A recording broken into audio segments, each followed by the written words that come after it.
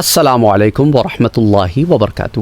ایک بہن نے سوال بھیجا ہے کہ سر یہ جو پاکستان میں HPV ویکسینز لگ رہی ہیں، ہیومن پیپلوما وائرس کی ویکسینز لگ رہی ہیں، تو کیا یہ اس لیے لگائی جا رہی ہیں کہ ہمارے پاس جو بچیاں ہیں وہ آگے جو ہے وہ ان کی نسل کشی ہو جائے، یعنی کہ وہ آگے بچے نہ پیدا کر سکیں اور اس طرح کی معاملات؟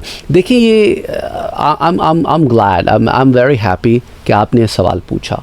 دیکھیں یہ HPV یہ جو ایک وائرس ہوتا ہے، یہ عورت کا جو سروائکل ہوتا ہے نا، جس کو آپ بچے دانی کہتے ہیں، جہاں بچہ جو ہے وہ پرورش پاتا ہے ماں کے پیٹ میں، تو وہاں پر ایک کینسر ہو جاتا ہے، سروائکل کینسر جس کو کہتے ہیں۔ ہمارے ہاں پاکستان میں ہزاروں کی تعداد میں ہر سال عورتوں میں اموات ہوتی ہیں سروائکل کینسر کی وجہ سے۔ اس سروائکل کینسر کو کم کرنے کے لیے کچھ 70 سے 90% اس ویکسین یعنی اس کا کام ہے کہ اس سروائکل کینسر کی جو کوانٹٹی ہے، نمبر آف پیپل جن کو افیکٹ کرتا ہے، اس کی تعداد کم کی جائے۔ اور یہ صرف پاکستان میں نہیں، دنیا بھر میں خواتین کو یہ HPV ویکسین لگائی جاتی ہے۔ اور یہ HPV ویکسین جو ہے یہ 9 سے 14 سال کی عمر میں بھی لگتی ہے اور اس کے بعد بھی لگ جاتی ہے۔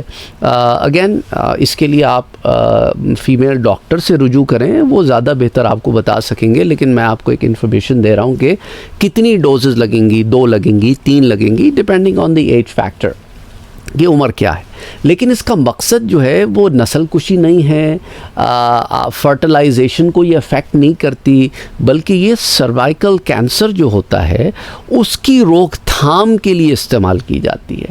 ہمارے ہاں کچھ لوگ جو ہے لا علمی میں ایسی باتیں کرنے لگتے ہیں، انفارچونیٹلی، جیسے پولیو کے قطرے پلانے کے لیے جو لوگ آتے تھے تو انہی کو مار بھگاتے تھے کہ تم لوگ ہماری نسل کشی کرنے آئے ہو۔ یعنی ایک جہالت پہ جہالت پہ جہالت، اللہ معاف کرے۔ جہالت کا علاج کیا ہے؟ جہالت کا علاج یہی ہے کہ علم دیا جائے، اور علم کے لیے ضروری ہے کہ حوصلے اور تسلی سے آپ دوسرے کی بات سنیں اور چیزوں کو سمجھیں۔ اور دیکھیں نا، اللہ نے بھی قرآن میں کیا کہا ہے کہ جب تمہیں پتہ نہ ہو کوئی بات تو صاحبان علم سے پوچھو، اور صاحبان علم وہ جو اس فیلڈ میں علم رکھتے ہوں۔ یہ نہیں کہ تم کسی سے بھی جا کے پوچھ لو۔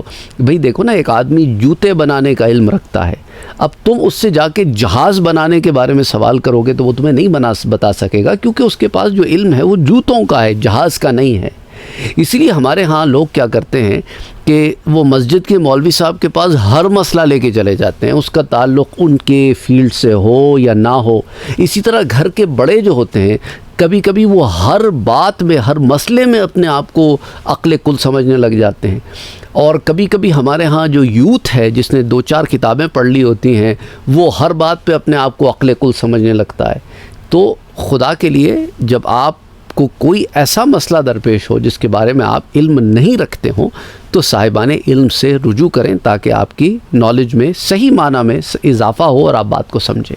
تو getting back to the point کہ HPV ویکسین جو ہے یہ خواتین کے لیے ہے تاکہ اس کینسر کی روک تھام کی جا سکے، اس کی جو اشاریہ ہے، اس کا جو فیصد ہے، پرسنٹیج ہے، اس کو لوور کیا جا سکے۔ اس کا عورت کی جو ہے بچے پیدا کرنے کی صلاحیت پہ، فرٹیلائزیشن پہ کوئی افیکٹ نہیں پڑتا۔ ہاں، جب ویکسین لگتی ہے تو ٹیمپریرلی کبھی کچھ لوگ جو ہے نا وہ ان کو بخار آ جاتا ہے، کبھی کسی کو سر کا درد ہو جائے گا، کچھ چھوٹی موٹے جو سائیڈ ایفیکٹس ہوتے ہیں۔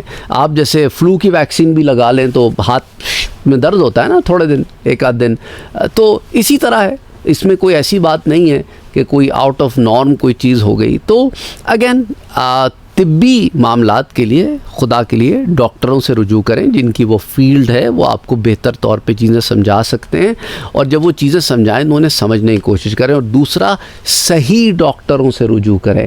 ہمارے ہاں یہ بھی ایک بڑا مسئلہ ہے، اللہ ہدایت دے، کچھ ایسے لوگ جو ڈاکٹر نہیں ہیں اور ڈاکٹر بن کے بیٹھے ہوئے ہیں، اور وہ لوگوں کو الٹا سیدھا غلط چھلت علاج کر رہے ہیں۔